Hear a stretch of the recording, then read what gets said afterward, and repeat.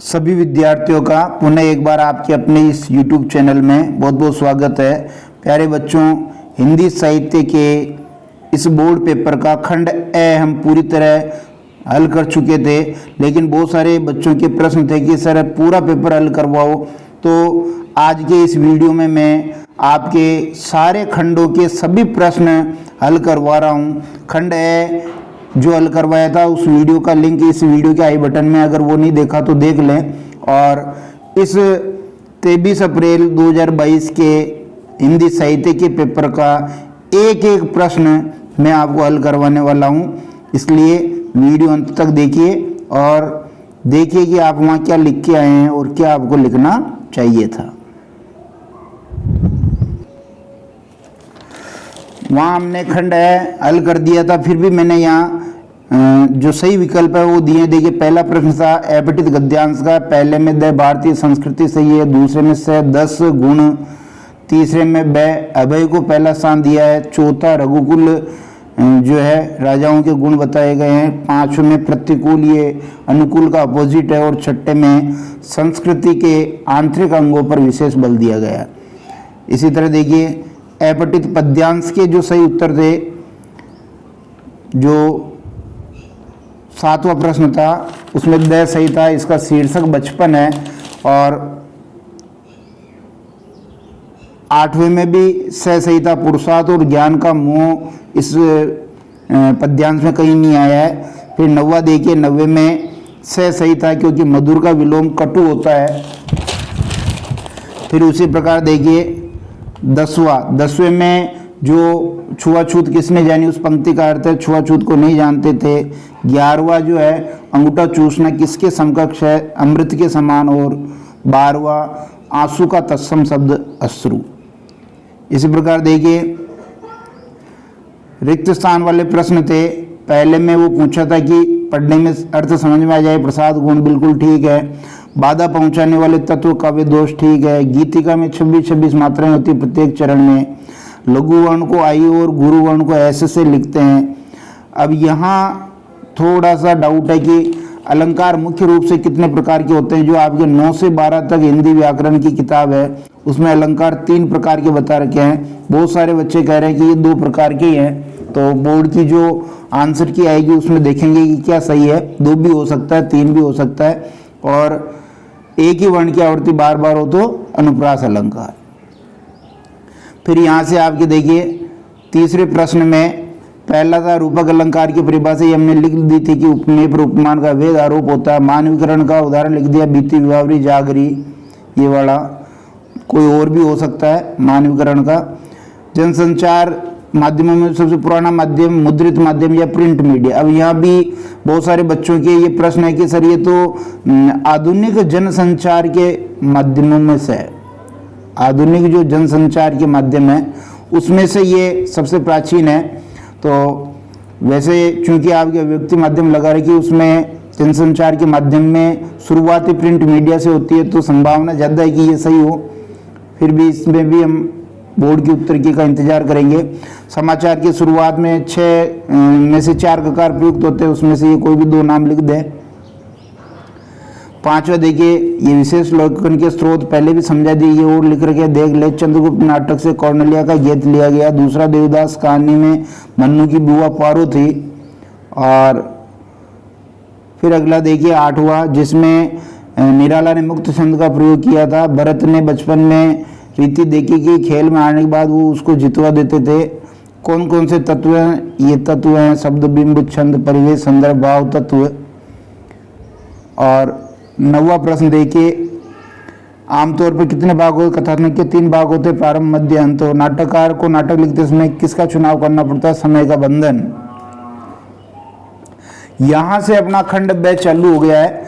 जो खंड ब आपके चालू हुआ वो यहाँ से चालू हुआ है। तो खंड ब में हम देखते हैं प्रश्न संख्या 4, रेडियो के लिए समाचार लेखन की में किन किन बातों का ध्यान रखना चाहिए, उसका लिखना था। साफ सुथरी टाइप्ड कॉपी होनी चाहिए, ट्रिपल स्पेस में टाइप होनी चाहिए, हाशिया छोड़ना चाहिए, एक पंक्ति में 12-13 शब्द होने चाहिए, अंत में शब्द को विभाजित नहीं करना चाहिए, लाइन अधूरी नहीं होनी चाहिए, जटिल उच्चारण में जो उच्चारण में कठिन और जटिल शब्दों उनका प्रयोग नहीं करना चाहिए, संक्षिप्ताक्षर का प्रयोग नहीं करना चाहिए, लंबे अंक जो 1000 से ऊपर हो, दिनांक को शब्दों में लिखना चाहिए, संकेतों की जगह उनका नाम लिखना चाहिए, जैसे डॉलर है तो डॉलर डो लहर है ऐसे लिखें, संकेत नहीं लिखें। ये कुछ रेडियो के लेखन में ध्यान रखने वाली बातें थी ये, ठीक है। पांचवा प्रश्न देखिए, पांचवा प्रश्न था विशेष लेखन स्वरूप और प्रकार अध्याय के आधार पर लिखिए कि विशेष लेखन की भाषा शैली कैसी होनी चाहिए।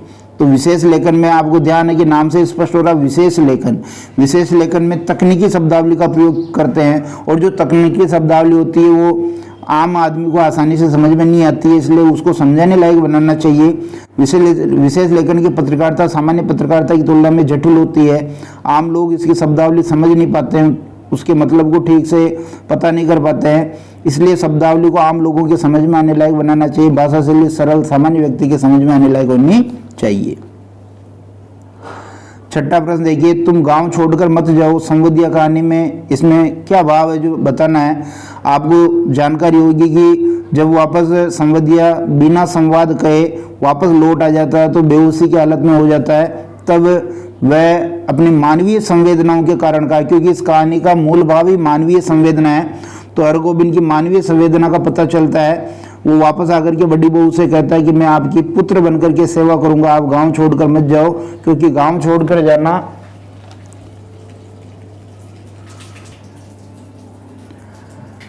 हरगोविंद संवेदिया ने कहा कि भाई जो अपने गांव की लक्ष्मी है वो अगर गांव छोड़ करके दूसरी जगह जाएगी तो ये ठीक नहीं है, ये गांव वालों के लिए डूब बढ़ने की बात है। उसके बाद देखिए सातवां प्रश्न था कि 4 हाथ लघु कथा में मिल मालिक ने मजदूरों के जो 2 हाथ की जगह 4 हाथ लगाने के लिए क्या क्या किए। तो सबसे पहले वो मुनाफा बढ़ाना चाहता था, इसलिए वो मजदूरी के 4 हाथ लगाना चाहता था। वैज्ञानिकों को उन्होंने नौकरी पे रखा कि भाई वैज्ञानिक किस बात के लिए हैं, बड़ी तनख्वाह 2 काम करेंगे, लेकिन वैज्ञानिक असफल हो गए। फिर कटे हुए हाथ लगाए लेकिन असफल रहा, लकड़ी के हाथ लगाए असफल रहा, फिर लोहे के हाथ लगाए जिससे बहुत सारे मजदूर मर गए। अंत में मिल मालिक ने मजदूरों का वेतन आधा कर दिया और मजदूर दुगने रख दिए, तो मुनाफा वैसे उसका दुगना हो गया। उसके बाद देखिए आठवां प्रश्न था आपके साहित्यिक परिचय लिखना था, चाहे गुलेरी जी का लिखो चाहे असगर वजाहत का लिखो। तो ध्यान दीजिए, इतिहास दिवाकर उपाधि प्राप्त पंडित चंद्रदत्त शर्मा गुलेरी का जन्म 1883 में पुरानी बस्ती जयपुर में हुआ था और बहुत सारी भाषाओं का इनको ज्ञान था। पुरातत्व इनका प्रिय विषय था, इतिहास समालोचक थे ये, मर्यादा प्रतिभा, ये बहुत सारी पत्रिकाओं का संपादन किया। ये वेरी मोस्ट है कि 3 कहानियां इन्होंने लिखी, सुखमय जीवन, बुद्धू का काटा और उसने कहा था, और उसने कहा तो कहानी जो है गुलेरी जी का पर्याय बन गई। इसके बाद देखिए असगर वजाहत का परिचय अपने को लिखना था। तो जन्म इनका 1946 फतेहपुर उत्तर प्रदेश में हुआ था। पत्र पत्रिकाओं का इन्होंने संपादन किया, कहानी नाटक उपन्यास इन्होंने लिखे, फिल्मों में पटकथा लेखन लिखे, ये बहुत इंपॉर्टेंट ये आपको लिखना था। पटकथा लेखन का काम इन्होंने, स्क्रिप्ट राइटिंग का काम किया, गंभीरता व्यंग्यात्मकता वृत्त चित्र गजल की कहानी का इन्होंने निर्देशन किया और बूंद बूंद धारावाहिक का लेखन काम किया। प्रमुख कहानी संग्रह देखिए, दिल्ली पहुंचना, स्विमिंग पूल, सब कहाँ कुछ, आदि बानी, मैं हिंदू हूँ। नाटक बहुत व्यंग्यात्मक है इनके, फिरंगी लौट आए, इन्ना की आवाज़, वीर गति, समीदा, जिस लाहौर नहीं देखा अकी, नुक्कड़ नाटक, सबसे सस्ता घोसर। उपन्यास इन्होंने लिखे, रात में जागने वाले, पैर दोपहर तथा 7 आसमान, कैसी आगी लगाई। 9वां प्रश्न था दिशा कविता का मूल भाव लिखना था। तो दिशा कविता जो बाल मनोविज्ञान से संबंधित है, बाल मनोविज्ञान वाली ये कविता है, क्योंकि जब पतंग उड़ाते बच्चे से कवि हिमालय की दिशा पूछता है तो बच्चा बाल सुलभ उत्तर देता है, उसे हिमालय की दिशा से कोई लेना देना नहीं, उसे तो पतंग उड़ाने में के आनंद से मतलब है।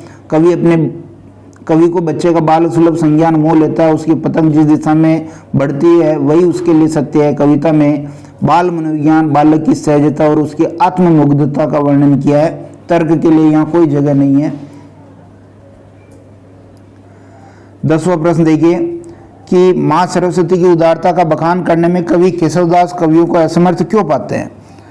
क्योंकि एक तो पल पल परिवर्तित है, माँ सरस्वती का जो भी गुणगान है वो जितना करते हैं उतना कम पड़ता जाता है। तो देखिए गुणगान किया माँ सरस्वती की महिमा अपरंपार है, जो जो सरस्वती की उदारता का बखान करते थे उसमें नवीनता आती जाती है। शब्दों में माँ सरस्वती का वर्णन करना संभव नहीं है। माँ सरस्वती की उदारता देवता ऋषि मुनि सिद्ध पुरुष भी नहीं कर पाए तो एक सामान्य कवि क्या कर पाएगा। 5 मुंह वाले ब्रह्मा जी 4 मुंह वाले पति ब्रह्मा जी, 5 मुंह वाले पुत्र शिव जी और 6 मुंह वाले कार्तिकेय भी उनकी उदारता का वर्णन नहीं कर पाए, तो एक मुंह वाला कवि कैसे उसका वर्णन कर पाएगा। फिर देखिए साहित्यिक परिचय आपके लेखकों में से पूछा था अज्ञेय और विद्यापति का। तो अज्ञेय का देखिए प्रयोगवाद और नई कविता की प्रवर्तक कवि अज्ञेय का पूरा नाम सच्चिदानंद हीरानंद वात्स्यायन अज्ञेय है। मूल रूप से विज्ञान के विद्यार्थी रहे। कुशीनगर देवरिया उत्तर प्रदेश में 1911 में जन्म हुआ। खूब सारे इन्होंने कहानियां उपन्यास नाटक यात्रा वृत्तांत लिखे हैं। काव्य रचनाएं देखिए भग्नदूत चिंता हरिघास प्रक्षण पर बावरा एरी इंद्रधनुष रोंदे हुए अरियो करुणा प्रभा में आंगन के पार द्वार कितने नाव में कितनी बार पहले में सन्नाटा बुनता हूँ माँ वृक्ष के नीचे नदी की बांक छाया। कहानी संग्रह इन्होंने लिखे विपतगा परंपरा कोटरी की बात शरणार्थी जय दोल अमर वल्लरी यह तेरे प्रतिरूप। उपन्यास बहुत ही इंपॉर्टेंट है। शेखर एक जीवनी 2 भाग में नदी के द्वीप पर अपने अपने अजनबी। निबंध इन्होंने लिखे त्रिशंकु आत्मनिपद और यात्रा वृत्तांत भी इन्होंने लिखा है।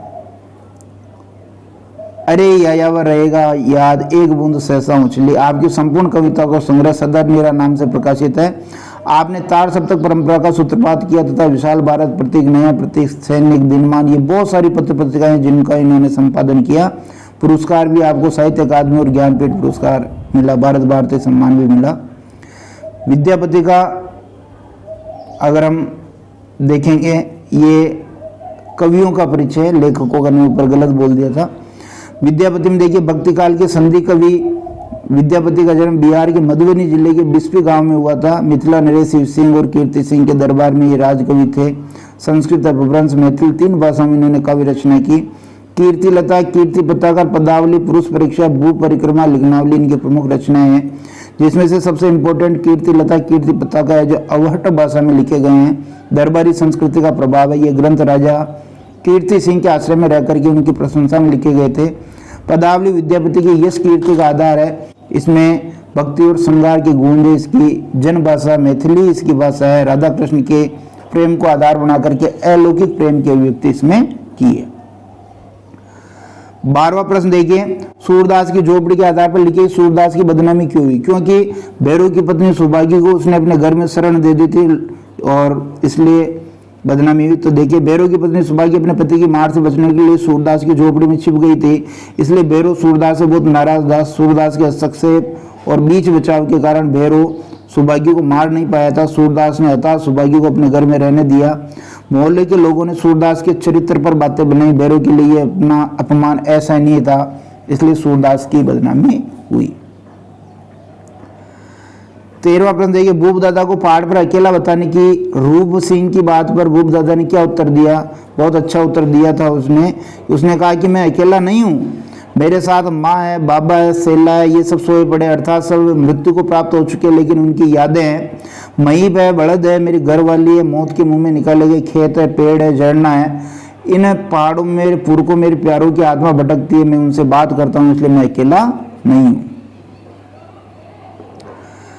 14वां प्रश्न देखिए खूब मनाओ दशहरा दिवाली, इसमें पंक्ति का आशय स्पष्ट करो। जो अपना मालवा खाओ उजाड़ू सभ्यता में ये पाठ था। जब 2006 में लेखक मालवा का दौरा करता है तो उस वर्ष बारिश 40 इंच होती है, पानी खूब बरस रहा, नदियों में पानी खूब है, तो जाहिर सी बात है फसलें अच्छी हुई तो अनाज लोगों के घरों में खूब आया, अनाज आया तो हर त्योहार आनंद उल्लास से मनाया जाएगा। इसी संदर्भ में ये कहा कि समृद्ध मालवा वापस एक बार उसकी यादें ताज़ा हो गई। जिस मालवा में कभी भी अकाल जैसी कोई बात नहीं थी, इस वर्ष पुनः 40 इंच पानी बरसा। हालांकि ये मालवा के लिए कमी था लेकिन फिर भी बहुत सालों बाद ये बरसा, इसलिए ये भी बहुत ज़्यादा बारिश थी। अन्न की पैदावार अच्छी होती है, किसान धूमधाम से दीपावली दशहरा मनाते हैं, नदियों में पानी लबालब है, चारों ओर खुशहाली का वातावरण है। आरोहण कहानी के पर्वतीय सौंदर्य को शब्दों में लिखना। क्योंकि पर्वतीय इलाका पर्वतों का सौंदर्य मोल लेता है, लोग पर्यटन के लिए वहाँ जाते हैं। पर्वतों का सौंदर्य आकर्षक होता है, उन पर बर्फ जमी होती है। पर्यटक पर्वतारोहण के लिए इन पहाड़ी इलाकों में आते हैं। धूप की सुनहरी पट्टियों के बीच छाया की शाह पट्टियां मानो धारीदार खालों वाला वह विशाल जानवर बैठकर पगुरा रहा है। अगुरा नहीं, पगुरा करें, यहाँ पगुरा रहा है। कहने का भाव यह है कि जो सूरज की धूप आ रही है उसमें ये पहाड़ों की छाया छाया ऐसा लग रही है जैसे किसी ने कारी लगा दी, पेबंद लगा दिया है। और पहाड़ डायनासोर की तरह पसरे हुए थे। कोहरे और बादलों की छाया पर्वतों को ढक लेती है। 16वां प्रश्न देखिए, दूसरा देवदास कहानी का कथानक संक्षेप में लिखना है। बहुत अच्छी कहानी है, ये तो लव स्टोरी है, प्रेम कहानी है, तो इसमें कोई दिक्कत थी नहीं। पारो और संभव इसके पात्र थे। तो ध्यान दीजिए, ये प्रेम के प्रथम अंकुरण की कहानी है। युवा हृदय में पहली आकस्मिक मुलाकात की हलचल युवा मन की संवेदना को विषय बनाकर हर की पौड़ी हरिद्वार को केंद्र में रख करके लिखी गई है। संभव और पारो की पहली मुलाकात आपको ध्यान है कि एक मंदिर में होती है। अनजाने में एक भीगी हुई गुलाबी आकृति संभव के नजदीक आकर के खड़ी हो जाती है। संभव भी गीला हो जाता है।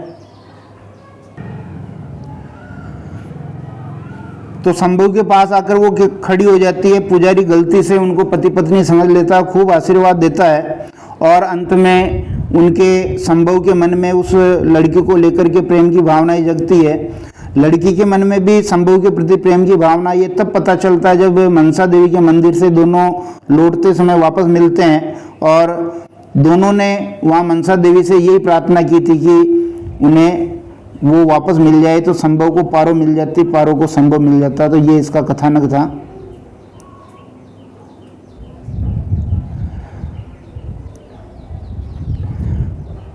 विकास के नाम पर पर्यावरणीय विनाश हो रहा है, विस्थापन की यातना भी मनुष्य भोग रहा है विकास के नाम पर। तो बिल्कुल सही है कथन ये। औद्योगिकरण की आंधी को विकास का उजला पहलू कहा गया है। औद्योगिकरण ने पर्यावरण का संकट इसलिए पैदा कर दिया है क्योंकि उद्योगों की स्थापना के लिए चारों ओर पेड़ पौधे वन संपदा का विनाश हो रहा है। खनिज संसाधन नष्ट हो रहे हैं। कृषि योग्य चारों और कृषि योग्य भूमि उजड़ रही है। लोगों को उजाड़ कर विस्थापित किया जा रहा है। हरे भरे पेड़ पौधों को काटा जा रहा है। इस कारण पूरे पर्यावरण में संकट है। विस्थापित होकर शरणार्थियों की तरह इधर उधर भटकना पड़ता है। शहरों के गंदे वातावरण में जीवन बिताना पड़ता है। जो कभी खेतों का मालिक हुआ करता था उस किसान को मजदूरी करनी पड़ती है। तो कुल मिला के विस्थापन का दर्द और पर्यावरणीय विनाश इस पाठ की मूल समस्या है। 17वां प्रश्न था कि भारत की किन किन विशेषताओं को कार्नेलिया के गीत में चित्रित किया गया है। कार्नेलिया का गीत प्रसाद जी के चंद्रगुप्त नाटक से लिया गया है। किस नाटक से? चंद्रगुप्त नाटक से ये लिया गया है। और प्रसाद जी ने भारत को एक सुंदर मधुमय देश कहा है। प्रातःकाल सूर्य जब आकाश में उदित होता है तो चारों ओर अरुणिम आभा यानी लालिमा युक्त प्रकाश फैल जाता है। यहाँ सूर्य प्रतीक है ज्ञान का, क्योंकि भारत भूमि पर ही सबसे पहले ज्ञान, योग, सभ्यता, आध्यात्म दर्शन का जन्म हुआ, जिससे संपूर्ण विश्व आलोकित हुआ है। यहाँ मनुष्यों को ही नहीं पशु पक्षियों को भी सहारा मिलता है। यहाँ के लोग दूसरों के दुख से दुखी होना जानते हैं। इस गीत में हमारे देश की गौरव गाथा तथा प्राकृतिक सौंदर्य को विशिष्ट पहचान के रूप में बताया है। भारत संपूर्ण विश्व को आश्रय देने वाला देश है। दूर देशों से आने वाले लोग जो अतीत में भारत में शरण लेते रहे हैं, संसार भर के पीड़ित लोगों को भारत ने शरण दी है। भारतीयों के मन में दया है, प्रेम है, करुणा के भाव है। उसके बाद देखिए इसका एक अथवा भी प्रश्न आया था इसमें, क्योंकि यहाँ से आपको पता है कि खंड से चालू हो गया था 16वें प्रश्न से। तो 17वें प्रश्न में सरोज स्मृति का ये अथवा का प्रश्न है। केंद्रीय भाव लिखना बहुत ही अच्छा प्रश्न था। सरोज जो है सूर्यकांत त्रिपाठी निराला की पुत्री थी और शादी के बाद में उसकी मृत्यु हो गई थी। निराला को बड़ा दुख था क्योंकि एकमात्र सरोज ही उसका सहारा थी, क्योंकि बाकी तो सब पहले ही मृत्यु को प्राप्त हो चुके थे। और सरोज जब मरी तो निराला बिल्कुल टूट चुके थे। निराला ने ये कविता अपनी पुत्री सरोज की मृत्यु उपरांत एक पिता के शोक को व्यक्त करने के लिए लिखी है। कविता में एक भाग्यहीन पिता का संघर्ष, उसका विलाप, समाज से उसके संबंध, अपनी पुत्री के लिए बहुत कुछ नहीं कर पाने का अकर्मण्यता बोध दिखाई देता है। कविता के माध्यम से निराला का जीवन संघर्ष भी प्रकट हुआ। ये कविता छायावाद का शोक गीत कहलाता है। सरोज के विवाह की यादें, उसके लालन पालन और उसकी मृत्यु का उल्लेख कवि ने किया है। कवि के अनुसार उनकी पुत्री सरोज विवाह के समय कामदेव की पत्नी जो है रति के समान सुंदर लग रही थी। रूप और गुण में वो अपनी माँ के समान थी और सौंदर्य उसके अंग प्रत्यंग में फैल गया था। एक नई नवेली दुल्हन की आंखों में जो लज्जा और संकोच होता वो उसके आंखों में भी था।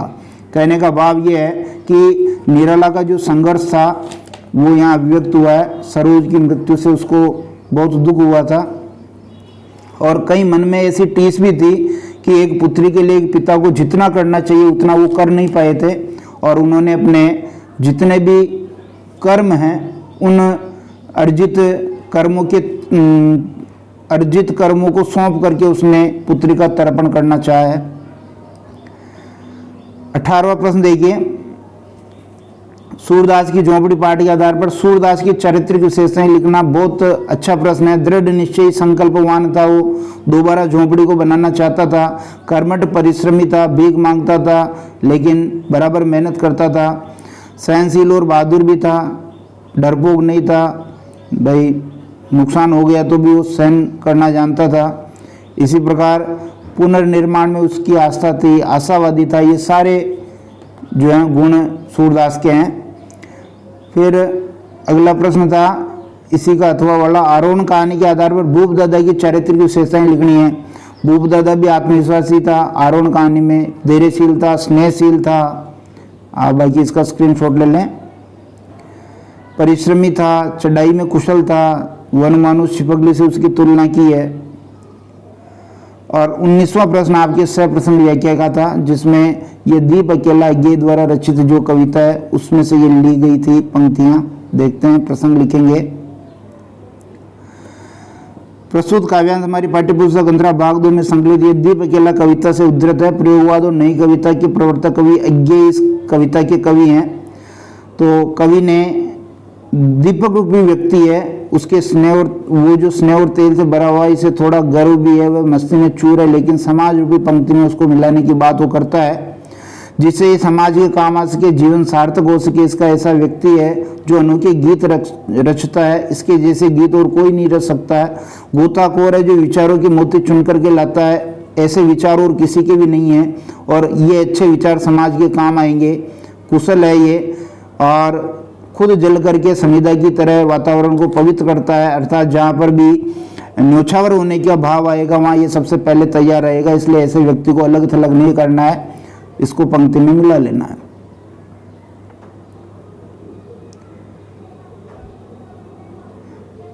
फिर विशेष इसका लिखेंगे। मुक्त छंद है, भाषा खड़ी बोली हिंदी है, प्रतीकात्मक भाषा, दीप मनुष्य का, पंक्ति समाज का प्रतीक है, रूपक अलंकार का प्रयोग हुआ है, अहंकार के विसर्जन की बात की, लाक्षणिक और तत्सम शब्दावली युक्त भाषा है।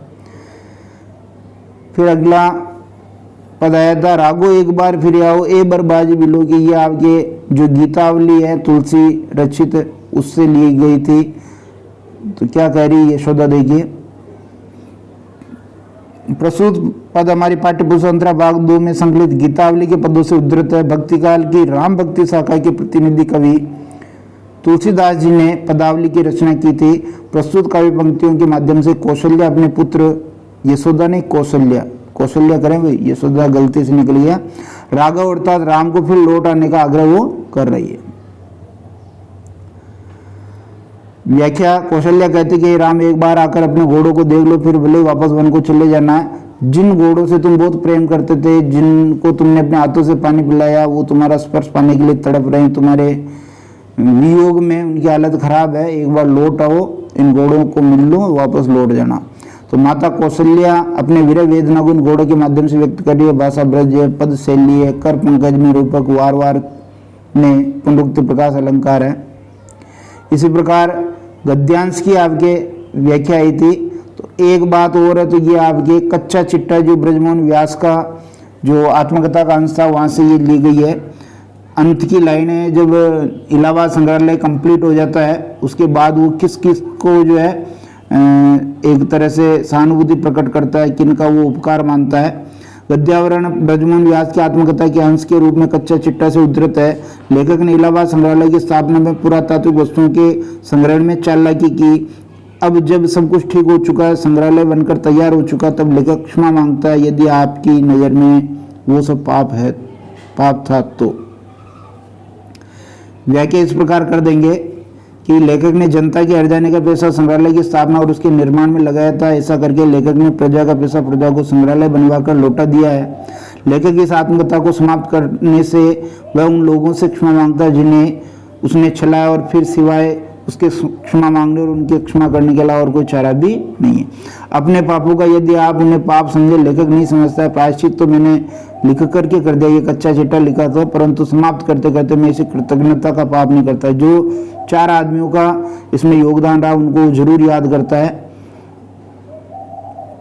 इलाहाबाद संग्रहालय की स्थापना के कार्य के पूर्ण होने का उल्लेख है। भाषा सरल तत्सम शब्द युक्त है, आत्मकथात्मक, भावात्मक और संस्मरणात्मक शैली है। अनासक्त भाव का पता चलता है, पाप नहीं समझता है।